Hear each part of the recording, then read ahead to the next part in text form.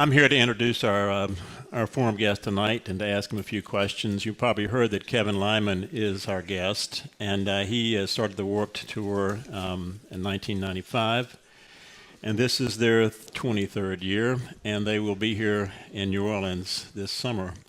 So why don't you welcome Kevin to the stage? Come on. It's interesting how 35 years in the music business and producing probably 40 festivals and owning a record label and management company, it gets summed up to you started a festival in 1995, but I think as you've been this longer, you narrow it down to like one thing. Tell me more.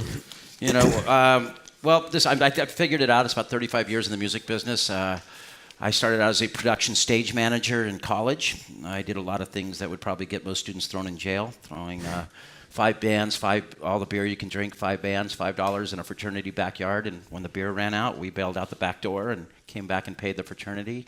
But it turned me on to punk rock music in Los Angeles. I grew up in Southern California, and it was during the early 80s, during the whole punk rock scene of LA, and I got mixed up in that and worked with so out of Cal Poly Pomona. It was unique that Paul Tollett, who runs Coachella, and myself went to school there. He was an engineering major, and I was a recreation administration major. And we run some of the biggest festivals now in the world. I've heard that, yeah. And we kind of grew up together there and fell into with Golden Voice, which was it was actually a front for the largest marijuana distributor on the West Coast at the time. But he loved punk rock, so I really fell into the live music scene. And that developed those bands started turning into the Jane's Addictions and that Chili Peppers and the Fishbones, and found myself as the first stage manager of Lollapalooza in 1991. That was my first exposure to touring. And around 1995, I had my first daughter, Sierra, who's graduating from Loyola in another few weeks. And I decided that I might have to go get that real job, because I'm sure a lot of you are talking to your parents right now, and they said, is the music industry a real job? And I was going to go out one last summer with some friends. And that became the Warped Tour in 1995. It's now entering its 23rd summer.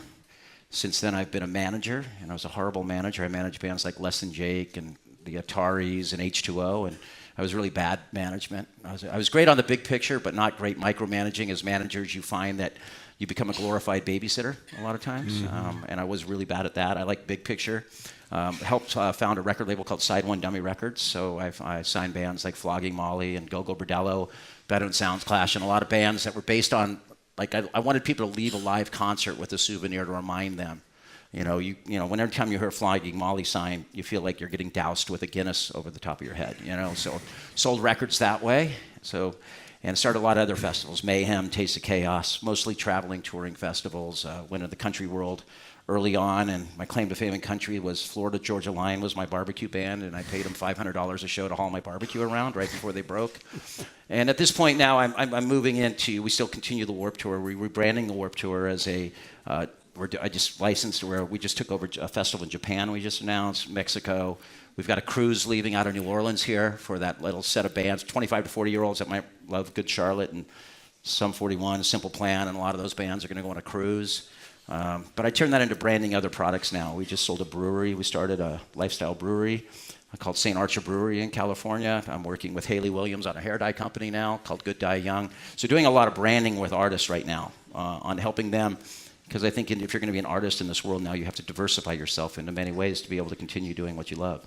I also think we don't need festivals to happen every year.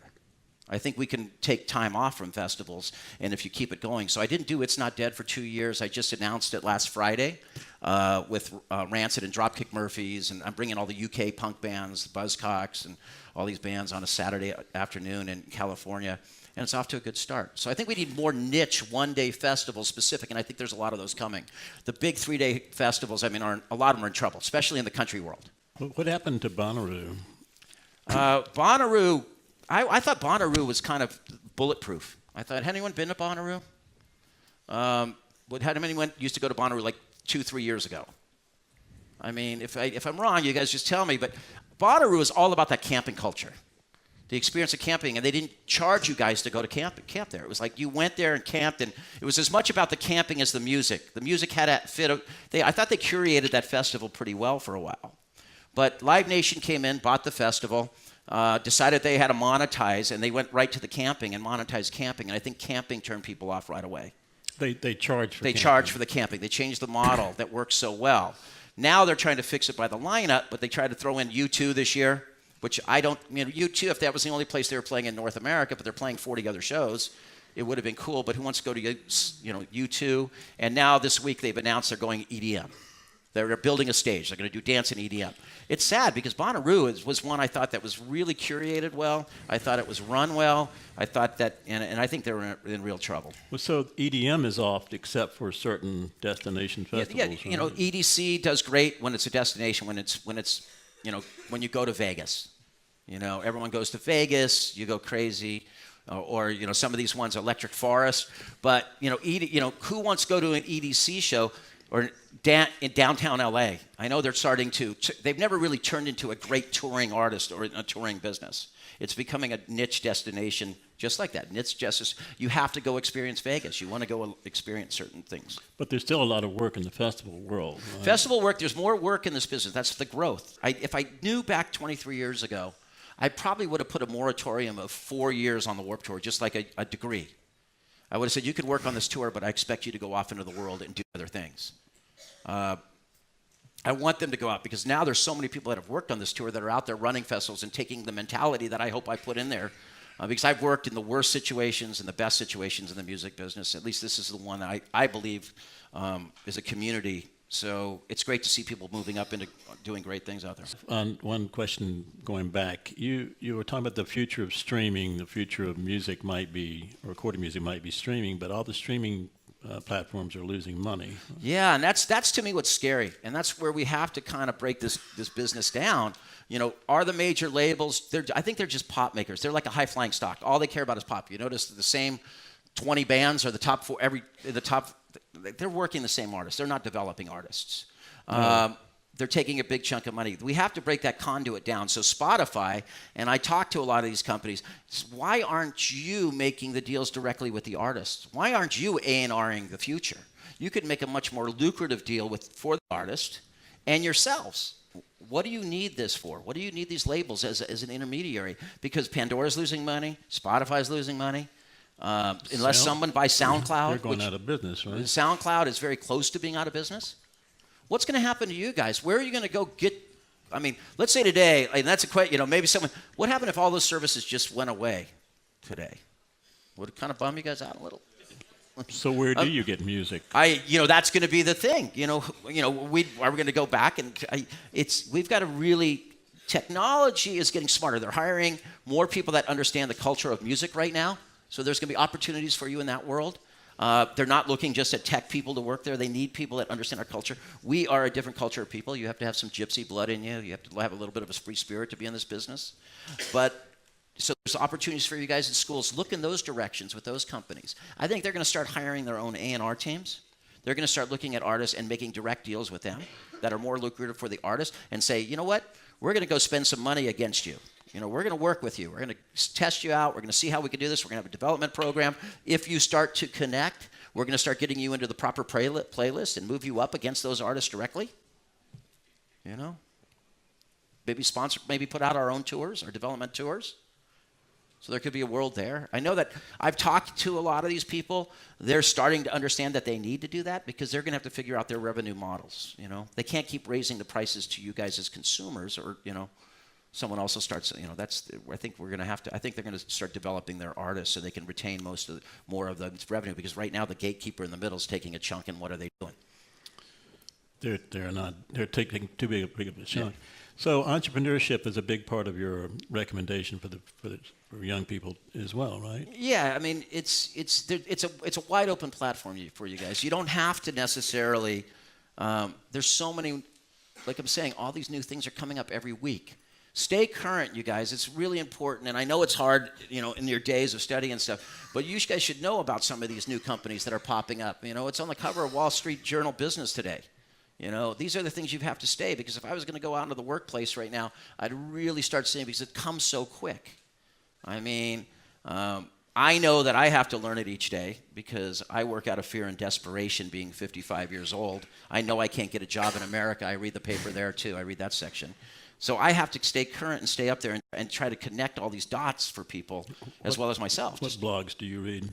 Oh my gosh, for me it's about a lot of the touring stuff, but I lean more into the tech stuff. But a lot of the touring stuff, I just can't scan, 40 different things. And there's a guy named Mike Kaminsky that highlights 30 articles from Consolidate stuff and sends it out to about 20 people. I guess you had Eric Tobin here a few weeks ago.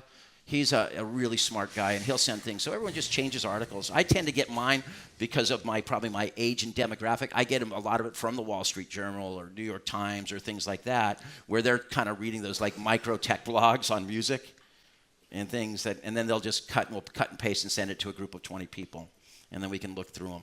But take some time because how many of you are seniors? Okay, so you guys are going to be getting out there pretty quick. I mean, what are you hoping to do? Be an artist, okay?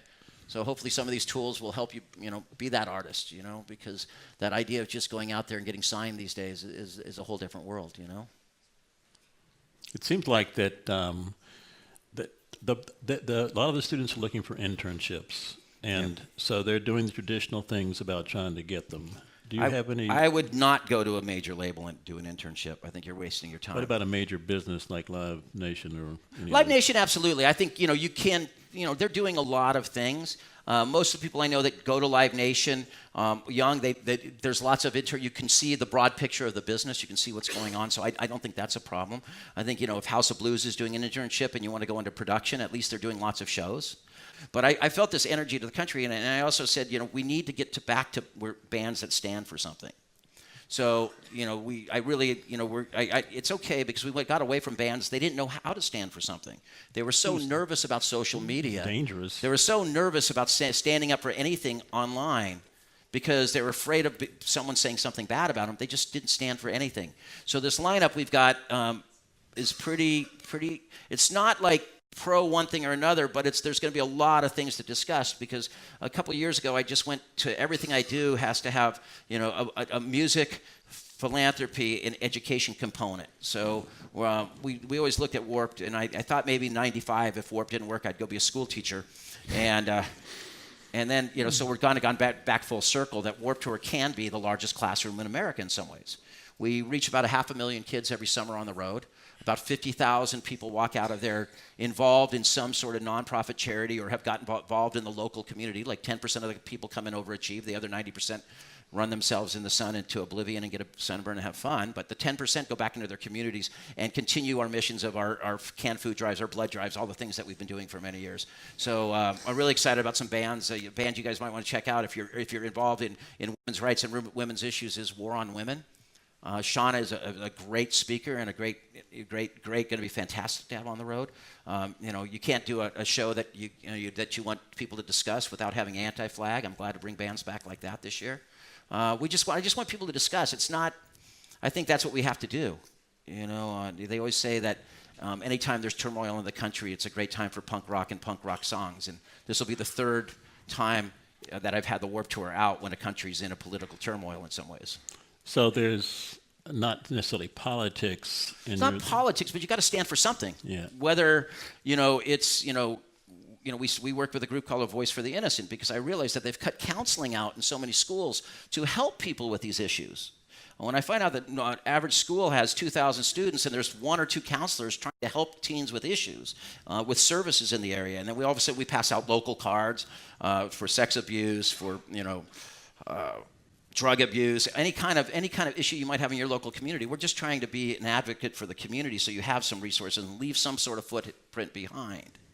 I also realize, there's Warped Tour has been controversial for people for 23 years.